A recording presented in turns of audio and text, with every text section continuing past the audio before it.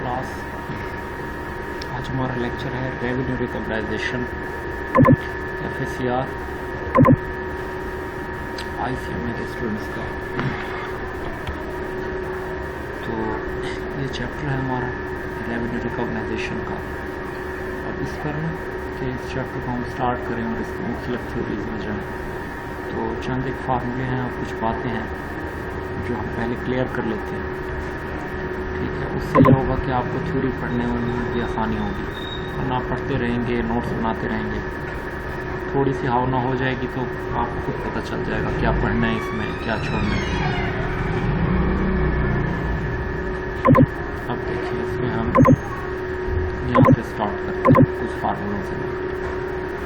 तो इसमें होते हैं दो मेथड, एक को हम कहते हैं इनपुट और एक को हम कहते हैं आउटपुट।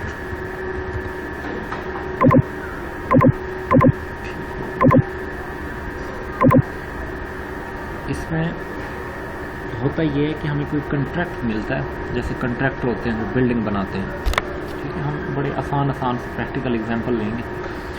तो जब हमें कोई कॉन्ट्रैक्ट मिलता है ना, तो कॉन्ट्रैक्टर का इतना तजर्बा होता है कि उसको पता होता है कि मैंने ये कॉन्ट्रैक्ट कितने में लेना है, कि मैं इसे कंप्लीट भी कर लूँ और मुझे नफ़ा भी मिल जाए।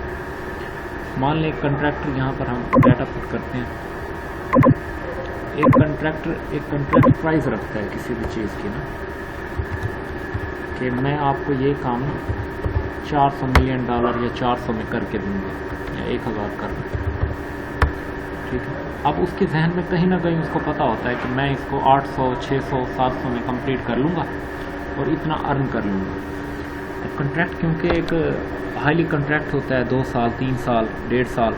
ठीक है, और जैसे कि आपको पता है कि जो हमारा अकाउंटिंग स्टैंडर्ड्स हैं, रिपोर्टिंग स्टैंडर्ड, वो हमें बताते हैं कि हमें सिर्फ 1 ईयर 12 मंथ पीरियड यूज़ करना है, या आमतौर पर हम करते हैं उस साल हमने कितनी अर्निंग की है। ये सिर्फ कॉन्ट्रैक्ट अभी तय हुआ है कि कोई जर्नल एंट्री नहीं है। उसके बाद हम पूरा साल उस पर काम करते हैं और हमें पता चलता है कि पूरा साल में हमने उस पर कास्ट जो खर्च की है, कास्ट इनकर्ड, कास्ट इनकट है हमारी 300 रुपये। और उस टाइम जो मतलब के कंट्रैक्टर होता है उसको ये अंदाज़ा होता है कि इस पर फर्दर कास्ट 300 और आएगी, ये उसका एस्टिमेट होता है। ये दो चीज़ें तो हो गई ना रियल। ठीक है, तो ये उसका एस्टिमेट है। उस हिसाब से फिर वो एस्टिमेट कर लेता है कि टोटल कास्ट आएगी, मतलब दोनों को जमा कर लें, 300 प्लस 300 600, और इस एस्टिमेट की बेस पर वो टोटल प्रॉफिट कैलकुलेट कर लेता है कि 1000 का कॉन्ट्रैक्ट है और 600 रुपये कास्ट है, तो 400 रुपये प्रॉफिट होगा। तो ये एस्टिमेट होता है। फिर वो देखता है कि अब तक मैंने इसको कितना कंप्लीट किया। बेसिकली इन दोनों मेथड का, इनपुट मेथड और आउटपुट मेथड, इन दोनों मेथड का जो बेसिकली कंसेप्ट है वो परसेंटेज कंप्लीशन निकालने का ही है। ठीक है, कि दोनों कॉन्ट्रैक्ट वाले ये यूज़ करता है, इनपुट कहते हैं कास्ट मेथड को, और वो यूज़ करता है वर्क सर्टिफाइड मेथड, सर्टिफिकेट से निकला लाता है, वर्क सर्टिफाइड। ठीक है, कास्ट मेथड में हम ये देखते हैं कि कास्ट के हिसाब से हमारा कॉन्ट्रैक्ट कितना कंप्लीट हो चुका है। अब आप इस सवाल में देखें, 300 रुपये कास्ट लग चुकी है और 300 रुपये और लगनी है, इसका मतलब 600 रुपये में कॉन्ट्रैक्ट कंप्लीट हो जाएगा, मतलब आधा कॉन्ट्रैक्ट कंप्लीट है। तो इसका फार्मूला हमारा बनता है CTD, cost to date, divided by total cost. ये फार्मूला है परसेंटेज कंप्लीशन का।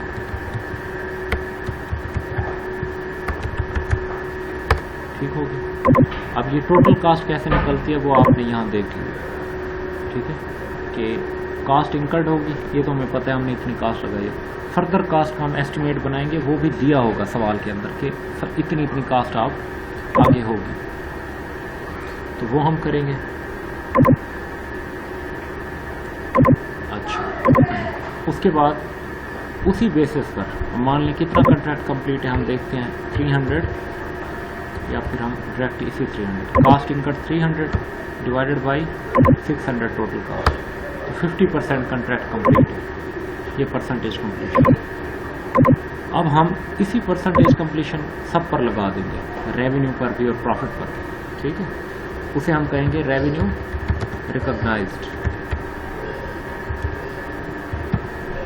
अब हमारा रेवेन्यू रिकॉग्नाइज्ड देखिए, ये हमारा 1000 टोटल रेवेन्यू है, इससे ज़्यादा तो मिलेगा नहीं ना, तय हो चुकी है रकम, तो इसको भी मल्टीप्लाई कर देंगे हम 0.50। अब तक हमने जो आमदनी कमाई है वो कितनी है, 500। सेम उसी तरह प्रॉफिट, रिकॉग्नाइज्ड प्रॉफिट, हमें लगता है हमने टोटल प्रॉफिट कमाना है 400 ऐसे, और अभी हमने कंट्रैक्ट क्योंकि आधा कंप्लीट कर लिया तो आधा प्रॉफिट कितना बनेगा, 200। इसका एक और तरीका जिस तरीके से हमने ये निकाला है कि टोटल प्रॉफिट निकाल कर परसेंटेज पे डिवाइड कर दो, या फिर हमारे पास है रिकॉग्नाइज्ड रेवेन्यू,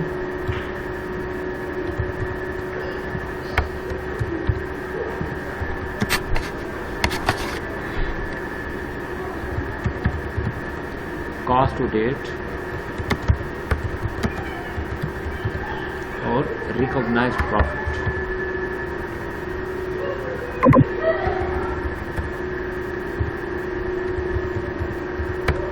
तो रिकॉग्नाइज्ड रेवेन्यू हमें यहां से मिल जाएगी, ये 500, कॉस्ट टू डेट हमें पता है ये रही 300, प्रॉफिट कितना आएगा, 200। ये भी तरीका है। जब आप इनकम स्टेटमेंट बनाएंगे ना तो नॉर्मली ये आपकी क्या होगी, इनकम स्टेटमेंट। इनकम स्टेटमेंट ऐसे बनेगी,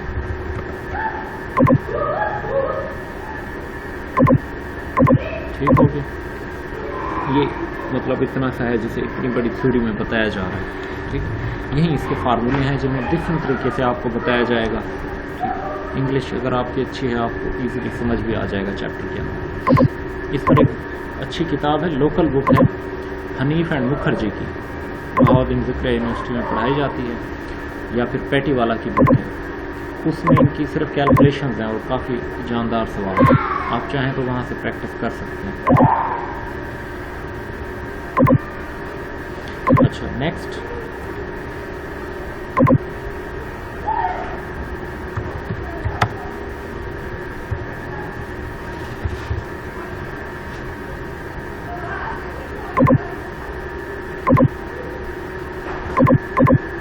इसमें होता ये है, इस मेथड में इनकम स्टेटमेंट का ताल्लुक बस यहाँ तक है।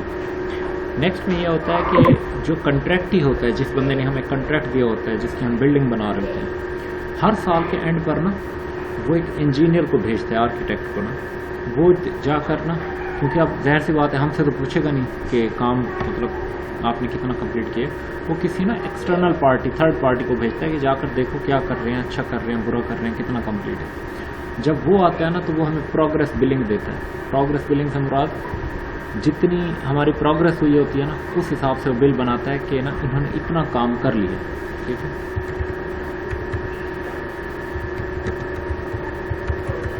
अब वो आता है और अक्सर उसकी आदत होती है वो कम बिल बनाता है, ज़्यादा भी बना सकता है। अब हम उसको कह रहे हैं कि सर हमने ना 500 का काम कर लिया, तो आप हमें 500 लेकर दें कंट्रैक्टर से।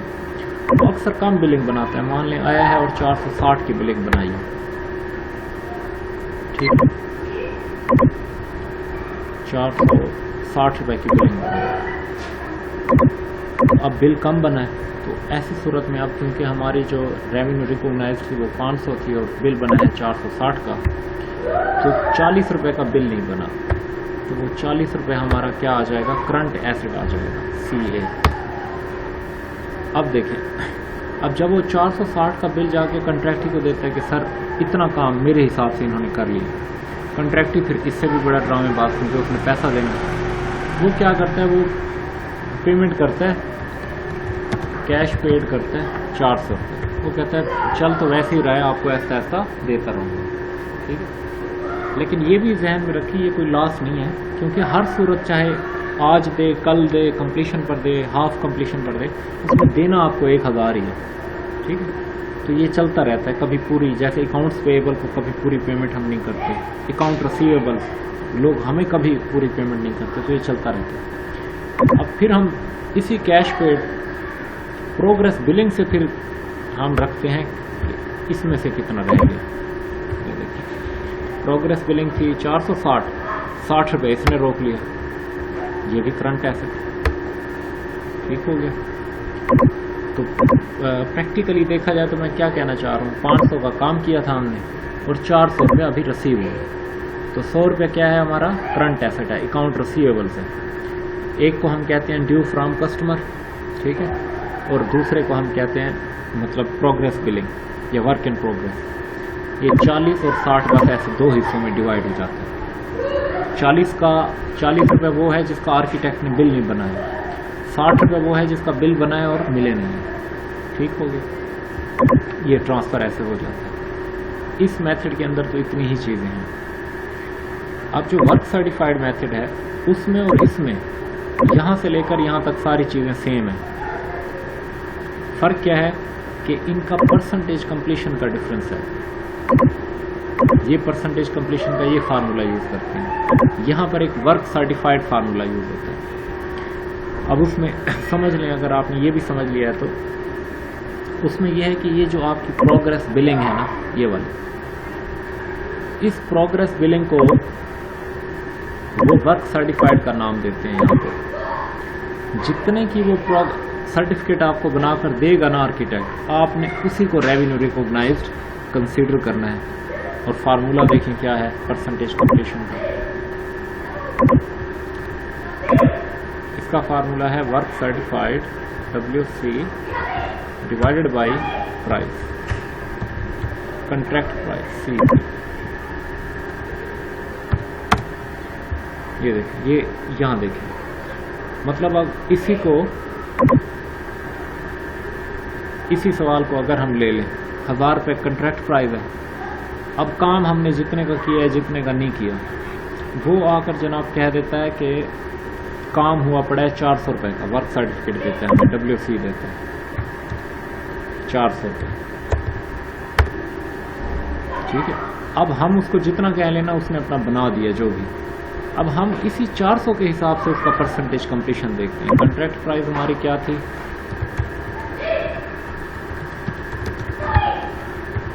कंट्रैक्ट प्राइस थी हमारी 1000, तो परसेंटेज कंप्लीशन 40% आ जाएगा, जाहिर सी बात है। ये उसने वर्क सर्टिफाइड दिया, डिवाइड कर देंगे कंट्रैक्ट प्राइस पर, तो ये हमारा आ गया परसेंटेज कंप्लीशन।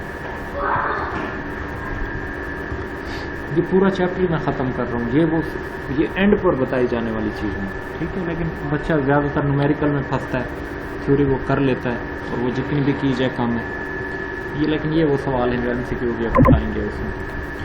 ये हो गया 40% कंप्लीशन। अब हर चीज़ 40% पे आ जाएगी। अब उसे टोटल कास्ट का ये कंसेप्ट था ना 600 वाला, और इंकर्ड कितनी हुई है 300।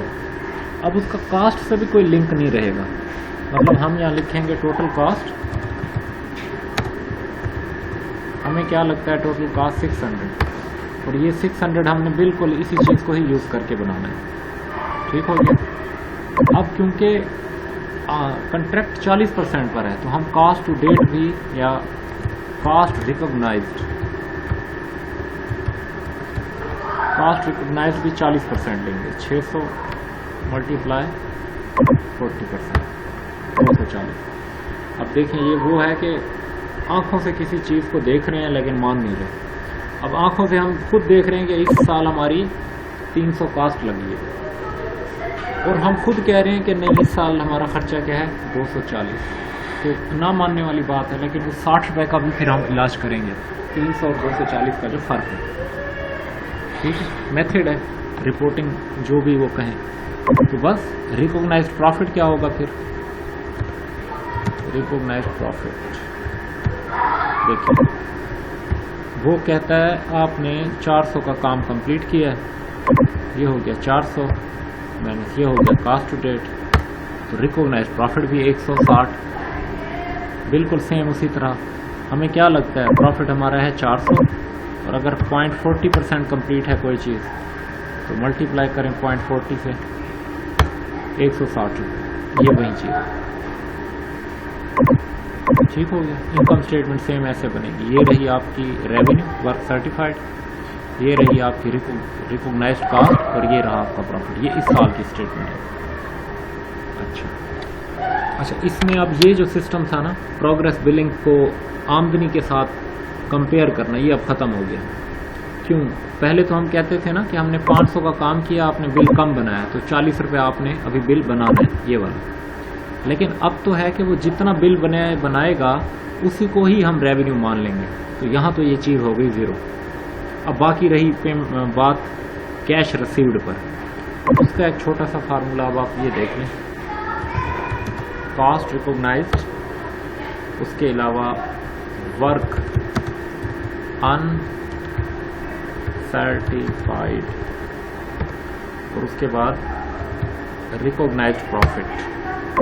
बस ये तीन चीज़ों को आपने जमा करनी है। कॉस्ट रिकॉग्नाइज्ड हमने कितनी रखी? 240। वर्क अनसर्टिफाइड मैं आपको अभी निकाल के दिखाता हूँ। और रिकॉग्नाइज्ड प्रॉफिट हमने कितना रखा? 160। वर्क अनसर्टिफाइड का जो फार्मूला है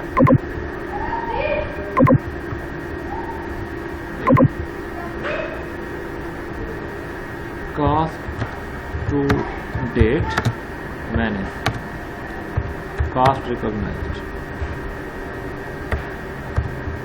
ये इसका फार्मूला। कॉस्ट टू डेट हमारी कितनी है? ये देखें, ये कॉस्ट टू डेट है 300। लिखा होगा बुक के अंदर, वो खुद भी बता देता है। शुरू के पहली 5-6 सेट टेस्ट में खुद ही बता देते हैं। और हमने रिकॉग्नाइज्ड कितनी की है? 240। तो क्या डिफरेंस है? 300 कॉस्ट रिकॉग्नाइज्ड है और हमने कॉस्ट टू डेट है और हमने रिकॉग्नाइज्ड कितनी की है उसके कहने के हिसाब से। तो ये 60 रुपये आ जाएगा। तो ये देखिए, ये वो 300 पूरा हो गया जो आपने इंकर्ड किया। तो यहाँ पे टोटल आ जाएगा TOT है।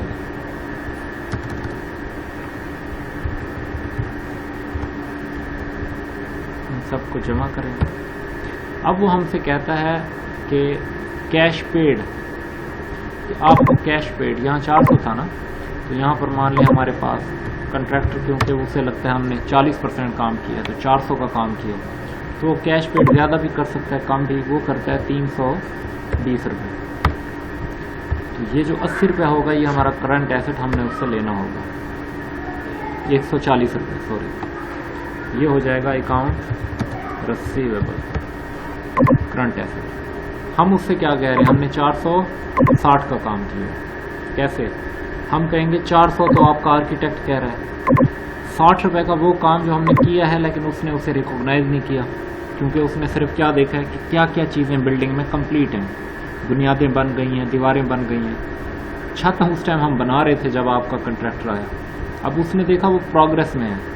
अब छत पर दिन ब दिन जो खर्चा हुआ है वो 60 रुपये हुआ है, लेकिन उसने उसका बिल नहीं बनाया। तो 240 वो जो कास्ट लगी है, 60 रुपये ये, और रिकॉग्नाइज्ड प्रॉफिट 160, टोटल हो गया 460। यानी 400 ये और 60 रुपये वो कास्ट वाला, 460। और आपने हमें दिया 320, तो बाकी बचा 140। ज़्यादा बहस वो भी नहीं करेंगे, ये हमने अपनी रिपोर्टिंग के लिए। अब चाहे वो 400 का बिल बनाए, एक टाइम पर बिल 1000 का बन जाएगा और हमें 1000 मिल जाएगा। अब चाहे हम कास्ट लगाएं 400, 500, 700, पैसे मिल जाने। ये बस सिर्फ हमने अपनी रिपोर्टिंग के लिए इसे सही सही रखना होगा। तो ये आपके सारे टॉपिक। अब देख लेते हैं, पहले कास्ट वाला कोई सवाल उठा लेते हैं।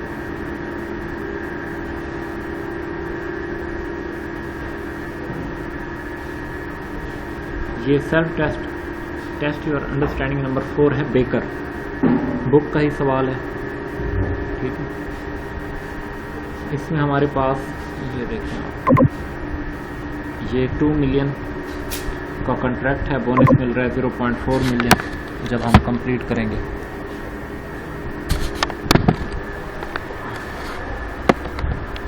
उसके बाद कहता है एस्टिमेटेड कॉस्ट टू कॉन्ट्रैक्ट, ये रही। हमें लगता है ये कितने में बन जाएगा? 1.5 में ये बन जाएगा। ठीक है, और if the contract is terminated by the customer, ये बात वो कर रहा है, टर्मिनेट कर दिया। ठीक है, यहाँ पे Baker can demand payment for the cost incurred to date plus markup 30%। अब बेकर उससे क्या कह रहा है, आपने कॉन्ट्रैक्ट क्योंकि खुद ख़त्म किया तो मेरी जितनी लागत आई थी कॉन्ट्रैक्ट पर वो भी दे दें और 30% मुझे नफ़ा भी दे दें। जाहिर सी बात है, पूरा साल काम किया। तो अब देखें क्या बता रहे हैं दूसरा पैराग्राफ में, कहता है बेकर ने 1 मिलियन कास्ट इनकर्ड की थी। ये देखें, there well unsure use whether the bonus target be met, Baker mayor progress towards completion based on cost incurred. Baker had received 1 million from the customer, cost भी 1 million की है और customer ने उसे 1 मिलियन कास्ट का दे दिया। अब हमने ये फैसला करना है और कितने पैसे उसको मिलने हैं। कहता है how should this transaction accounted in the year December 31st 2001। तो ये बहुत ही आसान कास्ट बेस्ड क्वेश्चन है, ये वाला इनपुट मेथड वाला, उसने खुद कहा हुआ है कास्ट बेस्ड मेथड से करें। ठीक हो गया। तो हम देखें 1 मिलियन को मैं 1000 लिख लेता हूँ, तो 2 मिलियन का कॉन्ट्रैक्ट था 2000 और हमें लगता था 1.5 मिलियन 1500 में कंप्लीट होगा, तो हम उस पर इतना कमा लेंगे। Total revenue, total cast, total profit, यहाँ तक तो कुछ इतने बड़ी बात नहीं है। अब आ जाएं, कास्ट कंप्लीशन मेथड है ना, तो हमने अब तक कितनी कास्ट लगाई है, CTD कास्ट टू डेट, हमने उस पर लगाया 1000। अब हम देखेंगे कितना परसेंटेज कंप्लीशन है, परसेंटेज कंप्लीशन। जाहिर सी बात है 1000 लगाया और लगना कितना था 1500, तो 0.66 यानी 66.67% हमने कंप्लीट कर लिया। अब इसी परसेंटेज को लेकर हम हर चीज़ को परसेंटेज में कन्वर्ट कर लेंगे। ये देखें, मान लें कि ये है 100% कंप्लीशन पर सारे काम। अगर हम इसी को करें 66 इतने परसेंट पर सबको, तो ये देखें मल्टीप्लाई बाय पॉइंट,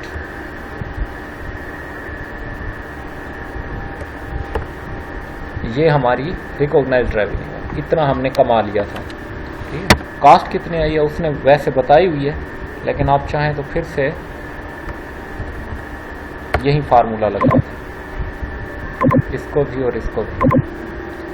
1000 पे हमारी कास्ट आई, 1300 हमने काम किया था 1333 का, तो 333 हमारा नफा है। तो अब आपसे पूछे कि कितना आपने वसूल करना है, तो हमें प्रोग्रेस बिलिंग वाली कोई बात नहीं हुई, यहाँ पे 0 कर दें। बस ये हमने काम किया और उसने हमें कितना दिया, ये हमने टोटल रेवेन्यू और रिसीविंग क्या है 1000, ये आ गया। ठीक है, प्रोग्रेस बिलिंग का भी फार्मूला है ना, ये कंट्रोल C कंट्रोल V, इसे आप कह सकते हैं revenue recognised manage billing. Progress billing आपको बता देगा ये जो 40 रुपये निकलता है ना करंट एसेट्स का, ठीक है, या जिसे हम कहते हैं वर्क इन प्रोग्रेस। ठीक है, ये फार्मूला है कि आपने जितनी रेवेन्यू कमाई है रेवेन्यू रिकॉग्नाइज्ड, उसमें से बिल मैनेज कर दें। फिर इस करंट एसेट का अकाउंट रिसीवेबल का फार्मूला क्या है, अकाउंट रिसीवेबल्स का, कि जो प्रोग्रेस बिल है उसमें से कैश रिसीव्ड मैनेज कर दें, जैसे यहाँ किया था। तो अब यहाँ बिलिंग वाली सवाल में कोई बात नहीं, तो बस ये आपकी रेवेन्यू रिकॉग्नाइज्ड है, ये आपने कैश रिसीव किया है और ये आपके अकाउंट रिसीवेबल्स में उसने आपके देने हैं। ठीक हो गया, इसका इतना ही जवाब था। बाकी हम देख लेते हैं, अंडरस्टैंडिंग नंबर 4 है।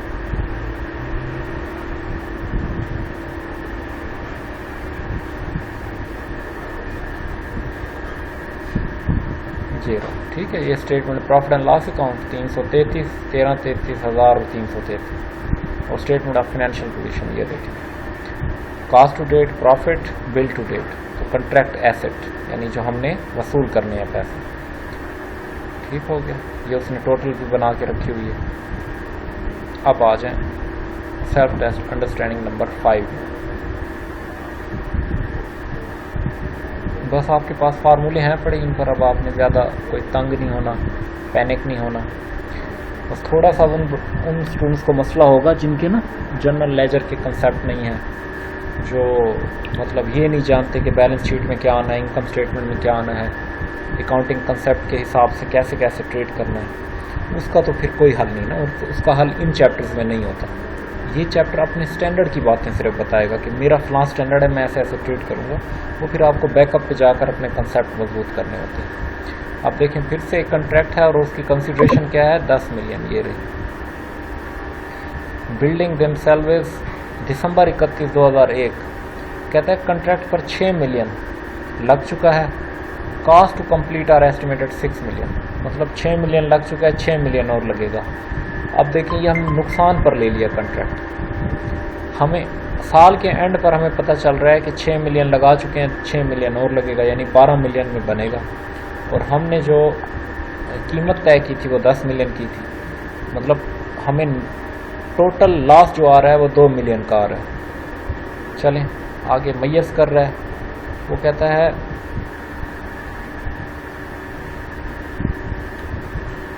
दिसंबर 31 castle had received 3 million from the customer.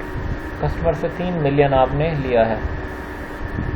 Transaction accounted December 31, 2001। Financial statements में कैसे रिकॉर्ड करेंगे?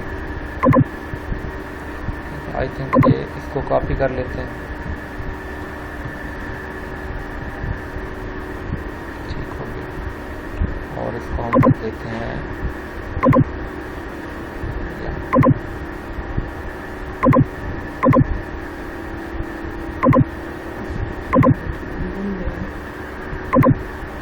कितने का था, 10 मिलियन, 10 ही लिखते हैं। और कास्ट कितनी है, टोटल 12 मिलियन, 2 मिलियन का नुकसान, ठीक होगी।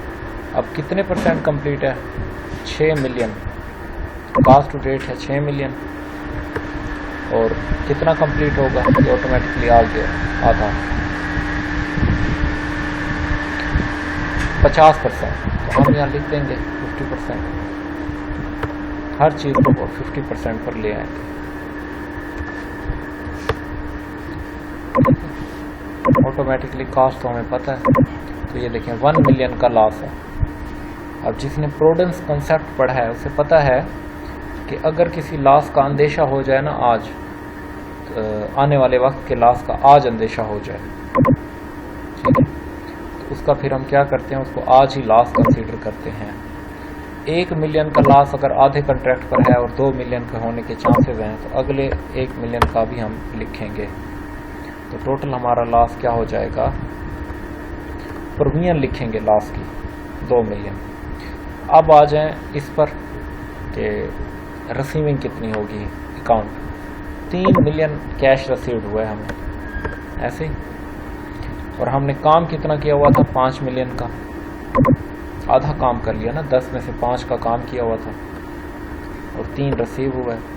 उस हिसाब से हमारा क्या बनना चाहिए, 2 मिलियन, लेकिन 1 मिलियन हमने लॉस में रखा हुआ है, तो बाकी क्या बचेगा हमारे कॉन्ट्रैक्ट एसेट में, 1 मिलियन, ठीक है, ये प्रोविजन रखी हुई है। तो बाकी अकाउंट रिसीवेबल या कॉन्ट्रैक्ट एसेट जिसे कहेंगे, 1 मिलियन बचेगा। बस इतना सा ही सवाल था, ठीक है। देख लेते हैं, उन्होंने ओवरऑल हेडिंग वगैरह हर चीज़ बना कर दिया होता है, रीजंस भी लिखे होते हैं।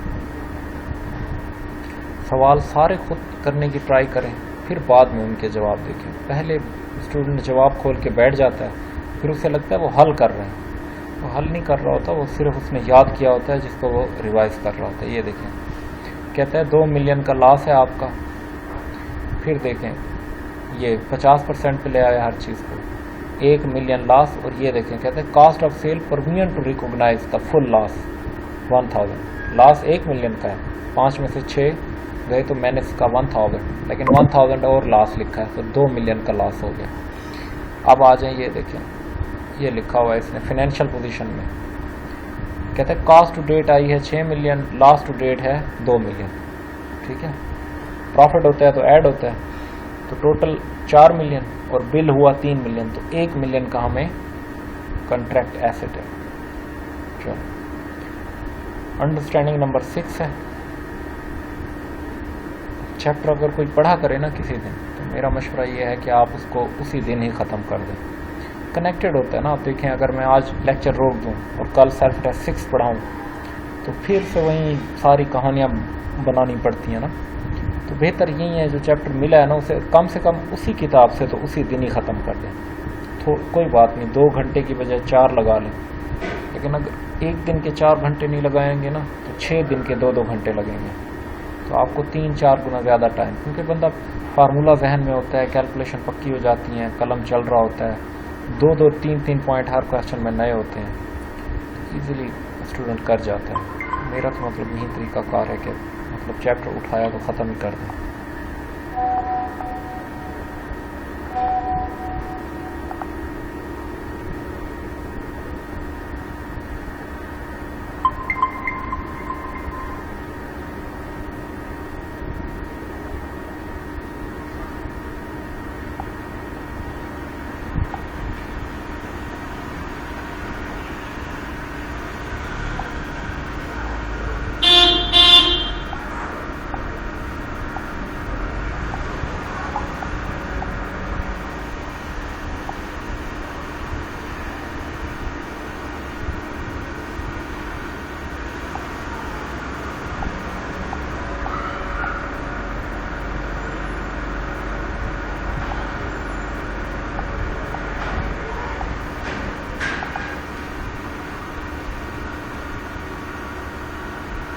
अंडरस्टैंडिंग नंबर 6 है, ठीक हो गया। इसमें थोड़ा सवाल अच्छा सवाल है, ठीक है, थोड़ी एडजस्टमेंट भी है इसमें। इससे अच्छा, इससे अगला सवाल इससे भी ज़्यादा अच्छा है, 7वां ना, तो वो ज़्यादा बेटर है।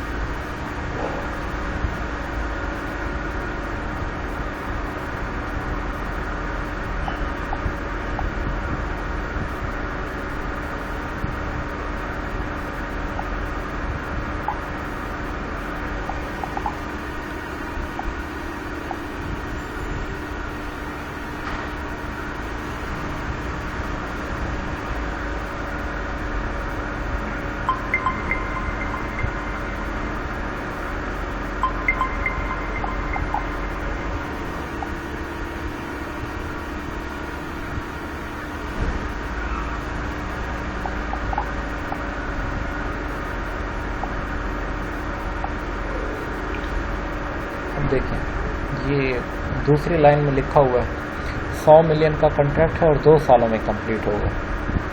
टाइम ड्यूरेशन जो कॉन्ट्रैक्ट में दी जाए ना उसे ध्यान से याद रखिएगा, क्योंकि बहुत से खर्चे ना आपके मंथली चल रहे होते हैं। तो आपने देखना है कि 2 साल का कॉन्ट्रैक्ट है, 2.5 साल हैं, 1 साल और 9 मंथ हैं, ठीक है।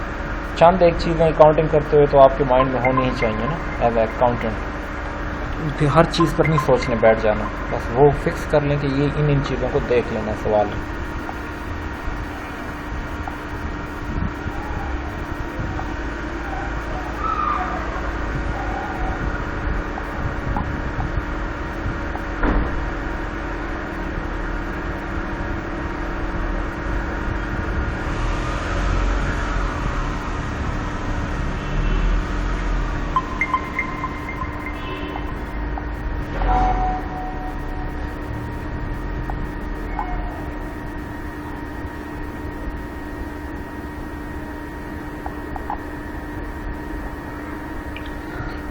अच्छा देखें, दिसंबर 31, 2001 को कास्ट कितनी इंकर्ड हो चुकी है? 24 million.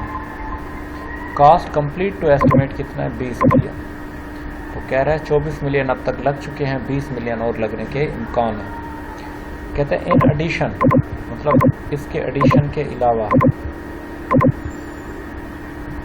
Aamir purchased plant to be use for contract for 16 million. 16 million का प्लांट लिया है, 1 जनवरी को लिया है, कोई रेजिजुअल वैल्यू नहीं है और 2 साल तक चलेगा और स्ट्रेट लाइन डेप्रिसिएशन है। इसका मतलब है 8 मिलियन एक पहले साल में यूज़ होगा और 8 मिलियन दूसरे साल में यूज़ होगा। आमिर मैयर progress contract using output method. अब हमारा ये दूसरा मेथड चलेगा, ये वाला, ठीक हो गया। उसके बाद based on the value of work certified to date, ये नीचे उसने बता दिया है वर्क सर्टिफाइड 45 मिलियन। 45 मिलियन का आर्किटेक्ट ने हमें बिल बनाकर दिया है कि आपने इतना काम कंप्लीट किया है। तो यहाँ से वैसे ज़बानी पता चल रहा है 100 मिलियन का कॉन्ट्रैक्ट है, 45 मिलियन का बना कर दिया तो 45% कंप्लीट है। And the customer had paid 11.4 million और कस्टमर ने सिर्फ हमें 11.4 मिलियन ही दिए हैं।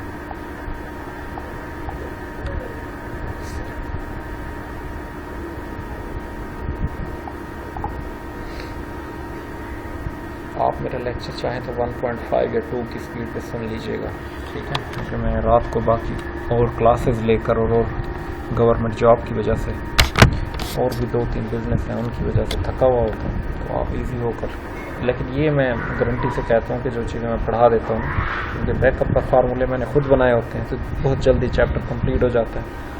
न्यूमेरिकल या थ्योरी का तो पता नहीं, लेकिन किसी भी न्यूमेरिकल क्वेश्चन के अंदर जब आप मेरे फार्मूले रखेंगे ना, उसके गलत होने के चांसेस बहुत ही कम हैं, ठीक है।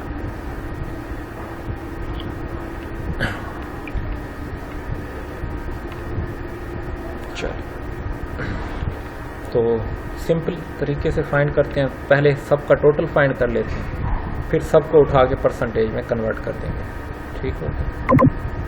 आप इस बुक को ओपन कर लीजिएगा, ये सॉफ्ट में है, 96 पेज नंबर आप जब लेक्चर लेने बैठे। देखिए, इसको अब मैं हटा रहा हूँ यहाँ से, ये कास्ट मेथड के सवाल थे। आज इस मेथड के थ्रू करना है, तो हमारी total revenue, total cast, total profit, 100 million का कॉन्ट्रैक्ट है। अब टोटल कास्ट कैसे निकालेंगे? कैसे निकालते हैं? कास्ट इनकर्ड, ये वाला पॉइंट, और फर्दर कास्ट। तो देखिए यहाँ पर हम कास्ट इनकर्ड देखते हैं कितनी है। देखिए वो कहता है CTD, कास्ट टू डेट है तो कितनी, 24 मिलियन हमने लगाई थी और 20 मिलियन और के चांसेस हैं। लेकिन हमने जो प्लांट लिया ना 16 मिलियन का, वो दोनों सालों में बराबर बराबर, यानी 8 मिलियन लगा इस साल में और 8 मिलियन लग जाएगा अगले साल में। तो हमारी जो कास्ट टू डेट निकलेगी ना यहाँ पे, इसका मतलब है इस साल हमने 32 मिलियन लगाया है और नेक्स्ट ईयर हमारा 28 मिलियन लगेगा। तो उस हिसाब से हमारी टोटल कास्ट बनेगी 60। अब जिन्होंने डेप्रिसिएशन पढ़ा है या जो भी है, आपको पता होगा, कोई भी अगर कॉन्ट्रैक्ट के लिए कोई चीज़ ली गई है और उसमें इस्तेमाल हो रही है और बाकायदा बता रहा है कि इसके बाद ये किसी कीमत की नहीं रहेगी, तो आपने उसी एस्टिमेट के बेस पर बना देना। तो ये आ गया 60, ये आ गया 40, ठीक हो गया।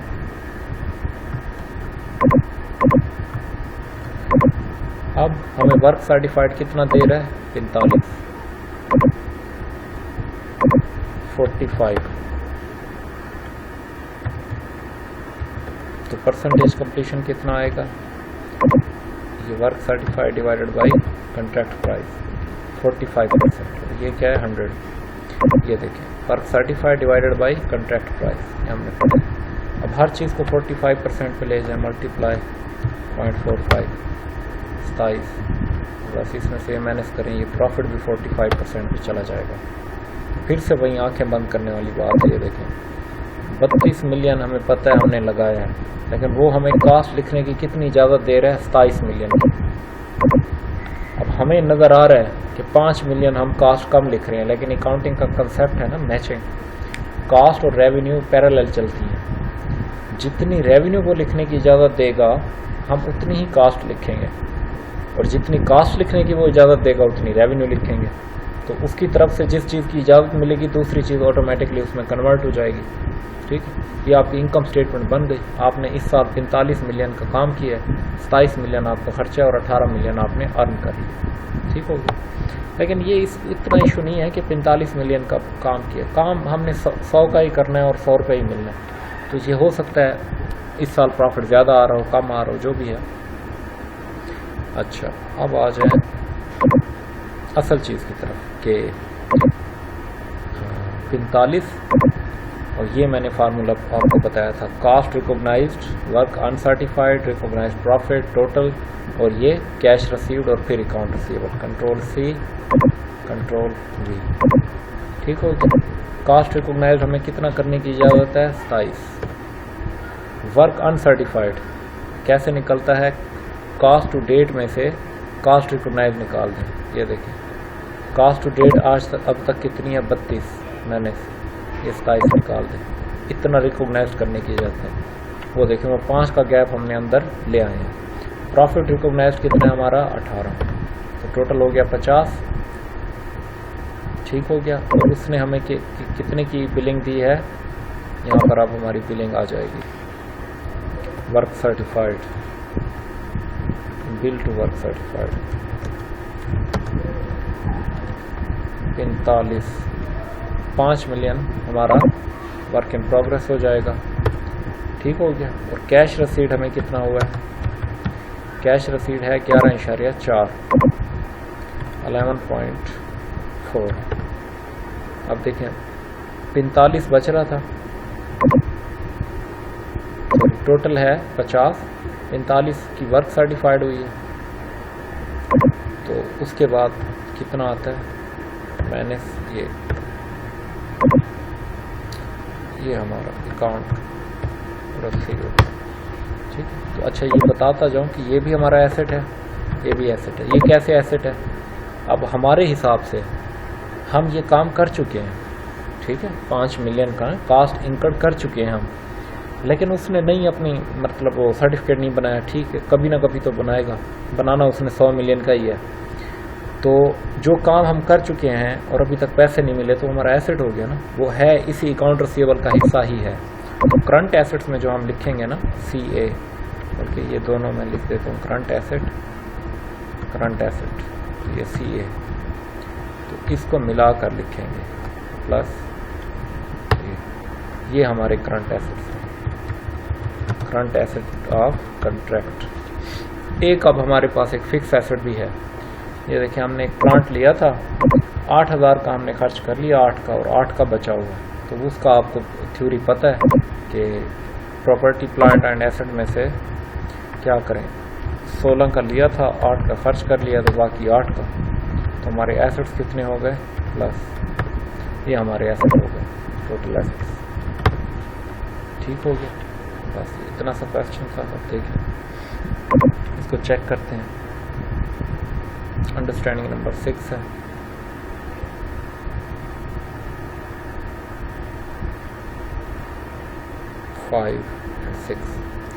ये देखिए, ये cost to date plant overall, ये ओवरऑल प्रॉफिट हमने निकाला 40। ठीक है, फिर हर चीज़ को कहाँ लेकर गए हम, 45% पे, 45, 27, 18, ये हमने निकाले जवाब। उसके बाद ये प्रॉपर्टी प्लांट एसेट 8,000 और ये कॉन्ट्रैक्ट एसेट 38,600, ये हमारा, ये 38,600 ये हो गया, और ये टोटल, और ये प्लांट एसेट्स। ठीक हो गया। और ये हमारी इनकम स्टेटमेंट 45 वगैरह इसकी। आगे देखें, अब इसकी वर्किंग दिखाएगा, आप देख लें, क्योंकि वो वहाँ पे प्रॉपर वर्किंग है। वो कहता है ये देखें, वो कहता है ट्रेड रिसीवेबल आपके 33,600 के ही हैं। ये 5,000 क्या आपका वर्क इन प्रोग्रेस, यानी इन्वेंट्री है आपकी, जो आप काम कर चुके हैं। अब कॉन्ट्रैक्ट के अंदर ज़ाहिर सी बात है, आप जो कास्ट लगा चुके हैं, आपकी इन्वेंट्री है ना, आपने उसके पैसे तो लेने हैं। अच्छा, उसके बाद देखिए, प्रॉपर्टी प्लांट इक्विपमेंट का आपको मैंने बता दिया, 8,000 खर्च हो चुके हैं, 8 बाकी। कॉन्ट्रैक्ट एसेट में देखें, ये 11,400 अमाउंट बिल टू डेट, ये देखें, ये 32,000 cost to date, profit to date 18 minus 11,400। मैंने इस 32 को 2 हिस्सों में बांटा है। ये देखिए अपने फार्मूले में 27 और 5। 27 कहाँ से मिला, जो कास्ट रिकॉग्नाइज किया उसने हमें इजाज़त दी है लिखने की। ठीक है, ये वाली 27, और 5, 32 में से 27 गए तो 5। चलो, उसके बाद देखें, इन्वेंट्री है आपकी वर्किंग 3 में 24 एंड 8 32, वर्क इन प्रोग्रेस में ये 5 मिलियन ये ला रहा है। रिसीवेबल देख लें, ये 33.6 मिलियन रिसीवेबल दिख रहा है। ठीक हो गया, ये रिसीवेबल और ये वर्क इन प्रोग्रेस। तो ये सवाल ख़त्म। यहाँ एंड करते हैं, आगे 2-3 सेल्फ टेस्ट हैं तो हम आगे लेक्चर में कर लेंगे। ठीक है, लेक्चर काफ़ी बड़ा हो गया, मैं काफ़ी स्लो वाइज को कर रहा हूँ, तो इसको देख लीजिएगा, थ्योरी पढ़ लीजिएगा। कोई सवाल हो तो फिर डॉन एकेडमी है, फ़ोन नंबर और एडवर्टाइजिंग हमने की हुई है। फ़ोन नंबर वैसे एडिट में करता नहीं हूँ, तो आप यहीं देख लें। ये एकेडमी का नंबर है, खान एकेडमी। ये वैसे सैम्पल लेक्चर है, हमने ना अभी प्रॉपर लेक्चर भी बनाएंगे, सैम्पल लेक्चर हम बना रहे हैं। ये स्टूडेंट्स बस पे कर रहे हैं तो उनको हमने देने होते हैं। चलो